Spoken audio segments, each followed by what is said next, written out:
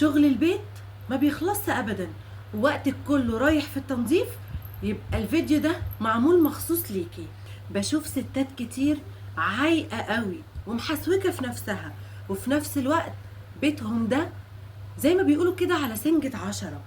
كنت بستغرب وافضل اسأل نفسي، هي الست دي ازاي ايدها وضوافرها حلوين قوي كده؟ ازاي جلابيتها نظيفة قوي كده ولا كأنها متأثرة بأي عمايل؟ واللي اكتشفته بعد كده ان الست دي بتعمل اللي انا وانتي بنعمله بالظبط، ويمكن اكتر شوية كمان، بس بشطارة وبنصاحة قوي. في الفيديو ده انا جاية عشان اقولك على 6 طرق فعالة جدا هيخلوا بيتك دايما مترتب ونضيف لأطول فترة ممكنة، وكمان بأقل مجهود ممكن تتخيليه. وعمر بيتك أبدا ما هيتوسخ من تاني يوم ولا حتى تالت يوم، ده هيفضل نضيف ومترتب طول أيام الأسبوع. بس لازم تحطي في بالك كويس قوي، على قد ما هتلتزمي بالعادات اللي هقولك عليها دي، على قد ما هتلاقي نتيجة فعالة مضمونة 100%. يلا بينا ومن غير كلام كتير ندخل في المفيد على طول. بس اوعي تنسي تحطي لايك تقديرا لتعبي ومجهودي في اني فعلا اوصل لك معلومة تهمك وتفيدك. اول نصيحة، انك لما تيجي تستخدمي المكنسة الكهربائية بتاعتك لازم تستخدميها صح، لان انا اكتشفت ان بقالي 9 سنين بستخدم المكنسة بتاعتي غلط. لانك لو ما استعملتهاش صح هتضطري تكنسي بيتك كل يوم او يوم ويوم. انا اكتشفت ان استخدامي لادوات التنظيف الغلط هو اكبر الغلطات اللي مش انا لوحدي بس اللي بقع فيها، دي كمان من اساسيات ان بيوتنا على طول مش نظيفة وبنبذل مجهود كتير قوي. اعمل ايه بقى عشان لما اجي اكنس بالمكنسة بتاعتي اكنس صح؟ ان اخد السجادة بتاعتي بالطول رايح جاي وارجع تاني اخدها بالعرض رايح جاي. انا كده مش هسيب من ورايا بعد ما اكنس ولا اي ترابة ولا اي فتفوتة تكون فايتاني. اما بقى تاني عادة، ودي للأسف كتير مننا بيعاني معاها، هي ان لما اشيل التراب النهاردة ارجع الاقيه تاني كمان ساعة او ساعتين، ولا كأني نظفت ولا كأني شلت تراب من مكانه.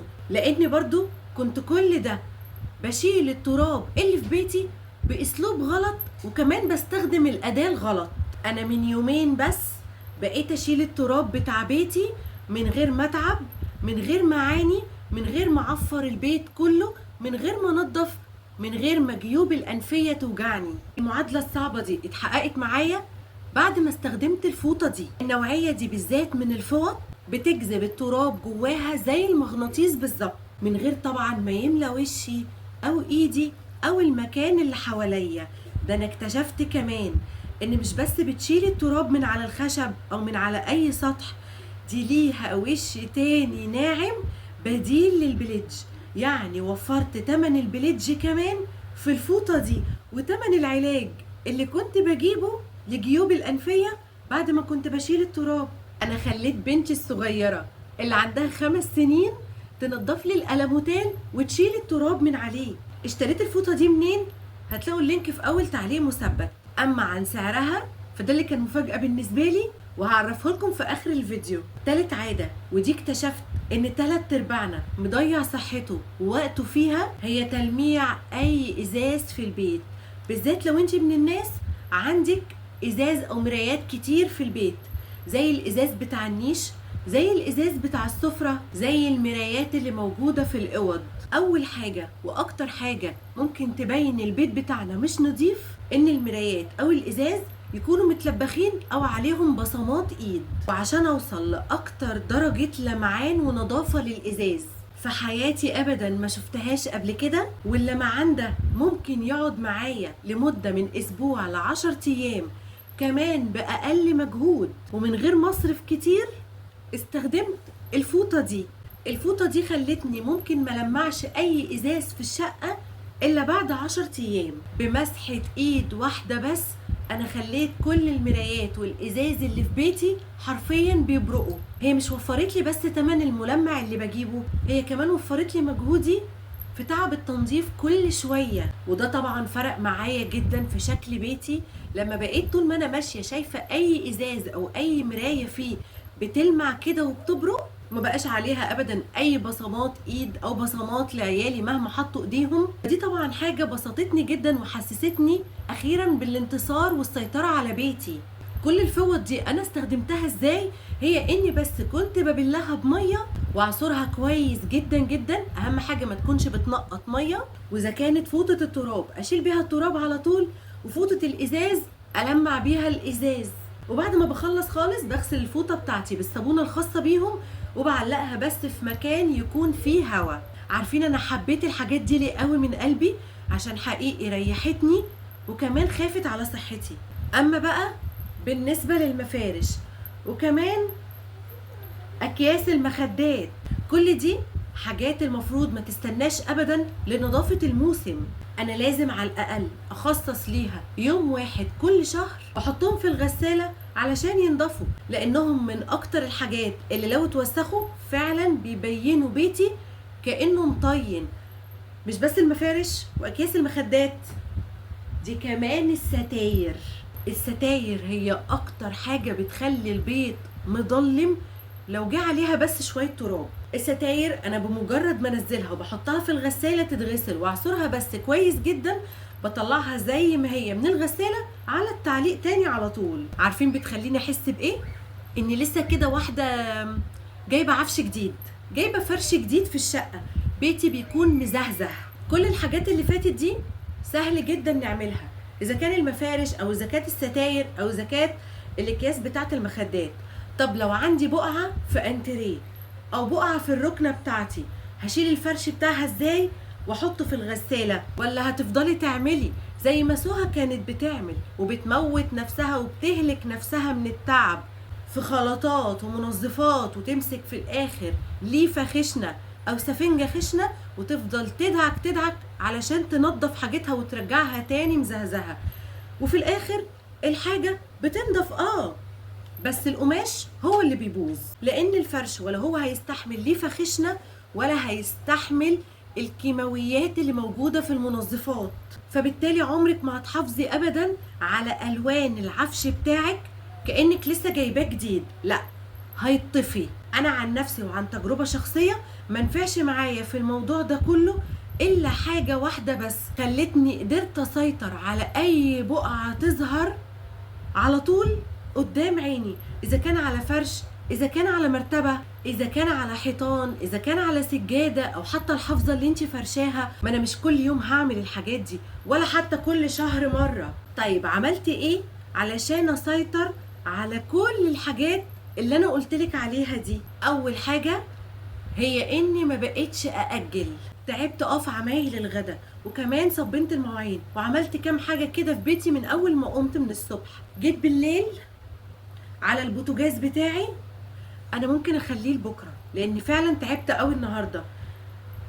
العيال وقعوا حاجه على السجاده، لزقوا الدنيا، عملتها دلوقتي كده باي حته مبلوله عندي وبكره هبقى اعملها كويس. مش هكدب عليكي واقولك انا ما كانش بيحصل معايا كده، لا كان بيحصل معايا كده وكتير قوي قوي كمان، بالذات ان كان في فتره معايا اطفال وبعد كده بقيت بشتغل، فلازم كان في حاجه بتفوتني، لازم كنت بقصر في شيء. حاجتي ما كانتش بتوصل لمرحله الدهون وبس، دي كانت بتوصل لمرحله الحروقه.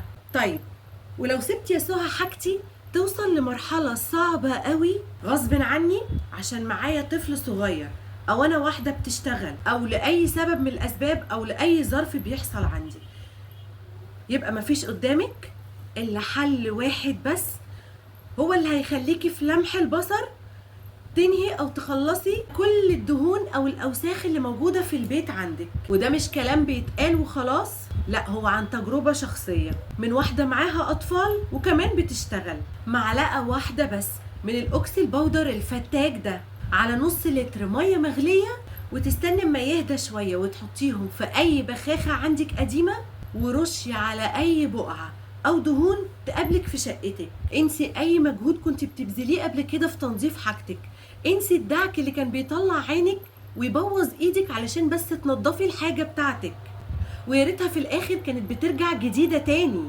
ولا اليوم الكامل اللي كنت ممكن تضيعيه علشان تنضفي حاجة واحدة بس وتطلعي الدهون الصعبة المتراكمة فيها؟ انت لو عندك هدوم فيها اي بقعة صعبة وعانيتي معاها ومش عارفة خالص تطلعيها، الاوكسل باودر ده هيطلعه لك. انا حرفيا حطيته على الشفاط بتاعي من قبل ما ادعك، الدهون كانت بتفور وبتقع لوحدها. انا من غير اي روايح كيماويات تأذيني بكون مخلصة حاجتي كلها ومخلياها زي الفل. ده كمان لأطول فترة انتوا ممكن تتخيلوها. ما بكونش محتاجة ابدا ان كل يوم ولا حتى يوم ويوم اعمل في الحاجات اللي لسه اصلا هدى فيها حيلي. وعشان انتوا بقى حبايبي ومتابعيني، ما ينفعش ابدا اكون انا لوحدي المستفاده. لو طلبتي المجموعه كامله هيكون ليكي شحن مجاني لو انت داخل القاهره والجيزه، ونص الشحن مجاني داخل المحافظات. اما بقى لو حضرتك عندك شكوك ان المنتجات دي مش اصليه، ممكن تعملي زي ما انا عملت بالظبط. طلبت الاوردر من البنوته دي اللي هسيب لكم لينك الجروب بتاعها في اول تعليق مثبت، تحجز لكم الاوردر من مقر الشركه الرئيسي، وحضرتك هتروحي تستلمي المنتج بتاعك من اقرب فرع ليكي. بكده هتكوني متاكده انك ما دفعتيش فلوس في حاجات تقليد ومش اصليه، وكمان هتكوني وفرتي تمن الشحن ليكي. انا عندي احساس كده انكم بعد الفيديو ده هتدعولي والله العظيم من قلبكم، وهتنبسطوا جدا جدا زي ما انا مبسوطه. اما بقى عن سعر المنتجات دي، فانت هتعرفي تجيبيها لو وفرتي 10 جنيه بس كل شهر. صحتي مش فلوس هصرفها دلوقتي وهرجعها تاني بعدين، دي اغلى حاجه انا بملكها، وانا من غير صحتي واحده ملهاش اي 30 لازمه.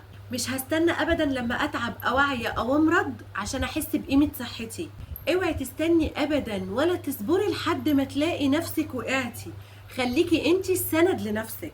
وبس كده بنكون وصلنا لنهاية الفيديو، نهاية التجربة كلها. اوعوا تنسوا تشتركوا في قناتي التانية، هتلاقوا عليها روتيناتي كلها. وعشان تبقوا عارفين بس، روتيناتي الجاية تقريبا هتكون كلها بمنتجات ايكواي، فاوعوا تنسوا تشتركوا هناك عشان تشوفوا التجربة عملي.